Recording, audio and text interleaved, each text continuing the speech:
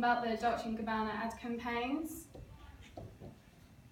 So this is the D&G Spring Summer 2007 campaign.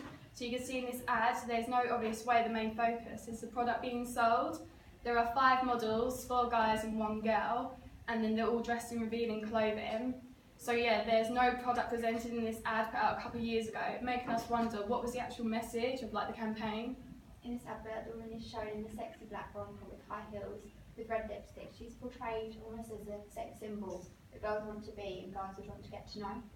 So the ad was banned in both Italy and Spain, as the Advertising Self-Discipline Institute stated that it offends the dignity of the women in the sense that the feminine figure is shown in a degrading manner.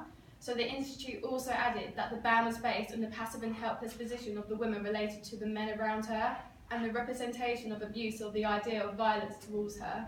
This advert was also banned in the United States once it was in a magazine of Esquire. So here's an image of Dolce and Gabbana.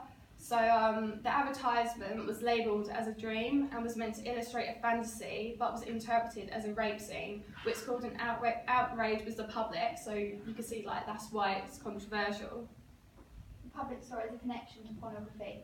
This linked to the expectations to real life, with women being seen as objects and not real people. They said that they were trying to look to recreate a game of seduction in the campaign and highlight the beauty of our collection. This was then seen to be a man's sexual fantasy, which is empowering to women and can be seen as Dolce and Gabbana, degrading women and portraying them as hopeless. So the campaign regained public attention just last year, which is 8 years after it got banned, and it was all for the wrong reasons. We've got a short video to explain why it became public in the media again.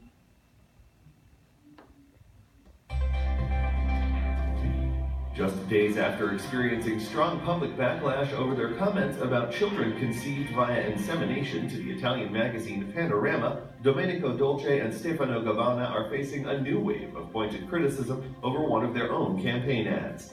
Kelly Cutrone, a well-known fashion publicist behind People's Revolution, slammed the pair on Twitter for an ad that she believes simulates a gangbang. This campaign is not too dissimilar from other racy ads that the brand has released over the years. The photos are typically hypersexualized and often contain homoerotic themes, another main point of contention for critics who have slammed the duo's controversial view over same-sex versus traditional families.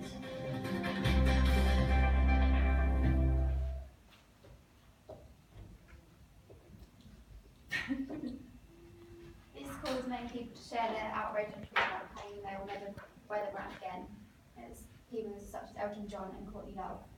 They caused outrage by giving their opinion on IVF treatment, saying we oppose gay adoptions and the only family is the traditional one.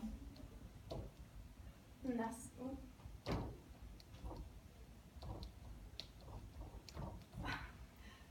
Oh yeah, so that's the end of our campaign, and thanks for listening.